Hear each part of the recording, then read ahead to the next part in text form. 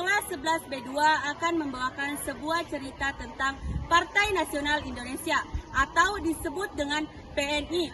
Terlebih dahulu perkenalkan, nama saya Farah Farhain. Saya Sarmulana. Saya Sirlandari. Saya Alisa Alexandra. Untuk materi lebih jelasnya, ikuti kami sampai akhir. Hidup Bung Karno! Indonesia terdiri dari banyak budaya, bahasa, adat istiadat, agama. Jadi atas dasar apa kita bisa menyatukan mereka dalam satu nation? Hidup Bung Karno!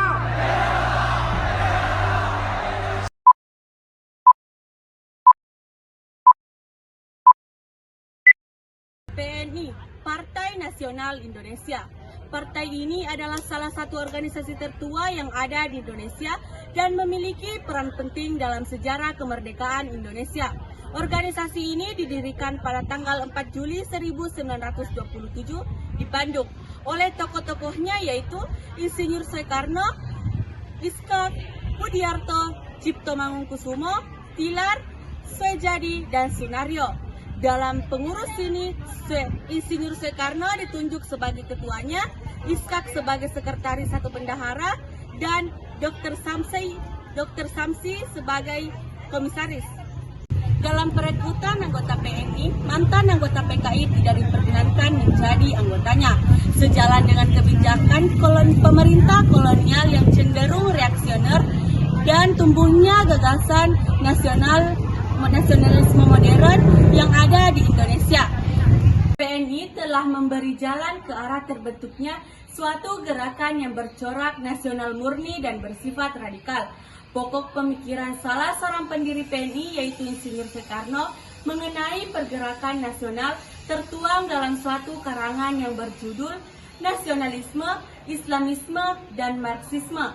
Ketiga kekuatan ideologi tersebut oleh Insinyur Soekarno dianggap sebagai alat pemersatu pergerakan rakyat Indonesia. Dalam anggaran dasar tersebut juga dinyatakan bahwa tujuan PNI bekerja adalah untuk kemerdekaan Indonesia. Tujuan tersebut hendak dicapai dengan asas percaya pada diri sendiri, artinya memperbaiki keadaan politik, ekonomi, dan sosial dengan kekuatan dan kebiasaan sendiri. Dengan menjadikan Study Club sebagai basisnya, cabang-cabang pertama didirikan di Bandung, lalu Surabaya, kemudian Batavia. Pada tahun 1928, cabang-cabang di Jawa maupun di luar Jawa seperti Yogyakarta, Semarang, Pekalongan, Palembang, Makassar, dan Manado. Pada akhir tahun 1928, anggota PNI tercatat 2.787 orang. Pada Mei 1929, anggota PNI tercatat 3.860 orang. Kenaikan tersebut merupakan hasil propaganda yang dilakukan dengan sangat aktif. A. Tujuan PNI.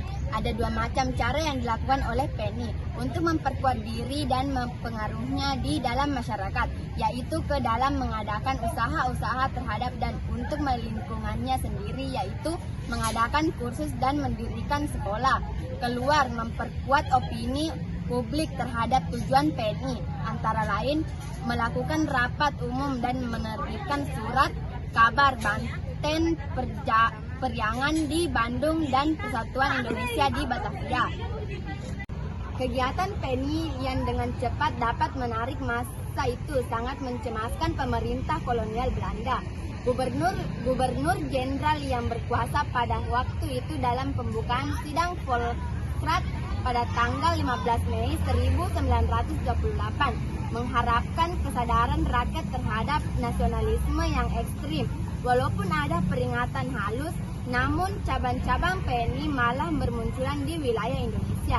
Hingga akhirnya tahun 1929, kandidat anggota PNI berjumlah sekitar 10.000 orang, di antaranya 6.000 orang di daerah Periangan, Bandung. Propaganda PNI menimbulkan zaman baru dalam pikiran dan perasaan orang Indonesia. Propaganda itu direncanakan oleh Perhimpunan Indonesia dan dilaksanakan oleh PNI. Dalam melaksanakan kegiatan, PNI juga banyak dibantu oleh tokoh-tokoh mantan Perhimpunan Indonesia. Akan tetapi, pengaruh ingenier Soekarno sebagai pemimpin PNI dan pemimpin Indonesia telah meluas dan meresap di kalangan masyarakat Indonesia. Sukses dicapai oleh PNI ini tidak lepas dari paham yang dianut oleh PNI, yaitu Marxisme. Kata Marhaen menurut Soekarno dan adalah nama seorang petani kecil yang dijumpainya dan menurutnya mewakili kelas sosial rendah. Dalam perjuangan nasional, nasib kaum Marhaen harus ditingkatkan. Hal itu dapat dilakukan dengan gerakan massa menurut kemerdekaan sebagai syarat tercapainya kondisi hidup yang lebih baik bagi kaum Marhaen. B. Politik agitasi PNI. Tindakan progresif PNI dilakukan dengan mengadakan rapat-rapat umum yang selalu dibanjiri massa. Hal ini tidak terlepas dari perasaan Insinyur Soekarno sebagai operator ulung dengan menggunakan bahasa-bahasa yang mudah dimengerti oleh rakyat. Selain itu, ada pula kecurigaan bahwa PNI mempunyai hubungan erat dengan PI serta kaum komunis sehingga oleh pemerintah kolonial. Tindakan-tindakan PNI itu dikatakan sebagai hasutan terhadap rakyat, bahkan dianggap sebagai serangan kaum komunis kedua setelah pemberontakan PKI tahun 1926. Kemajuan yang dicapai oleh PNI juga telah mengkhawatirkan orang-orang reaksionis Belanda di Indonesia. Mereka kemudian membentuk Venderlas Club pada tahun 1929. Organisasi ini kemudian mendesak kepada pemerintah kolonial Belanda agar segera mengambil tindakan yang tegas terhadap PNI. Peningkatan kegiatan rapat-rapat umum di cabang-cabang sejak bulan Mei 1929 menimbulkan suasana serba tegang. Pihak pemerintah kolonial Belanda lebih banyak melakukan penguasaan secara tegas terhadap kegiatan PNI yang dianggap membahayakan keamanan dan ketertiban. Akhirnya, pemerintahan Belanda beranggapan bahwa tiba saatnya untuk melakukan tindakan terhadap PNI. Bahkan Gubernur Jenderal de Graaf telah mendapatkan tekanan dari golongan konservatif Belanda yang bergabung dalam Venderland Club untuk bertindak tegas. Oleh karena golongan konservatif berkeyakinan bahwa PNI melanjutkan taktik PKI. Pemerintah kolonial Belanda kemudian melakukan penangkapan dan penggeledahan di mana-mana. Pada tanggal 29 Desember 1929, Insinyur Soekarno, Ketua PNI R. Gatot Mangkupraja, Sekretaris 2 PNI Markoem Sumadireja, Sekretaris 2 Pengurus PNI Cabang Bandung, dan Supriyadi Dinata.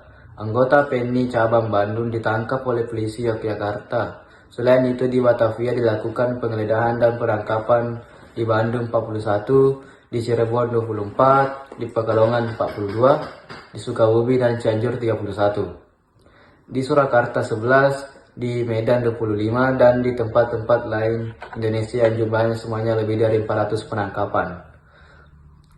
Tokoh PNI yang ditangkap tersebut kemudian diajukan pengadilan Bandung.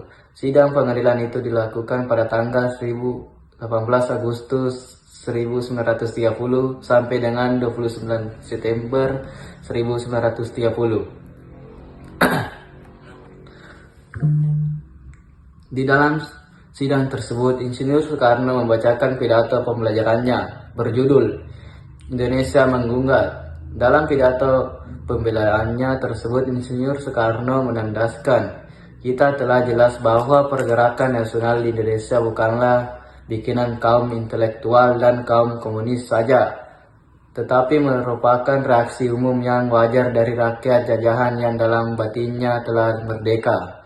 Revolusi industri adalah revolusinya zaman sekarang, bahkan revolusinya sekelompok kecil kaum intelektual, tetapi revolusinya bagian terbesar rakyat dunia yang terbengkalang dan diperbodoh-bodoh. Berbeda dengan tokoh-tokoh PI, maka pemimpin-pemimpin PNI tersebut pada tanggal 22 Desember 1930 dijatuhi hukuman penjara di Sukabumi, Bandung. Terima kasih. Oke teman-teman, terima kasih sudah menonton video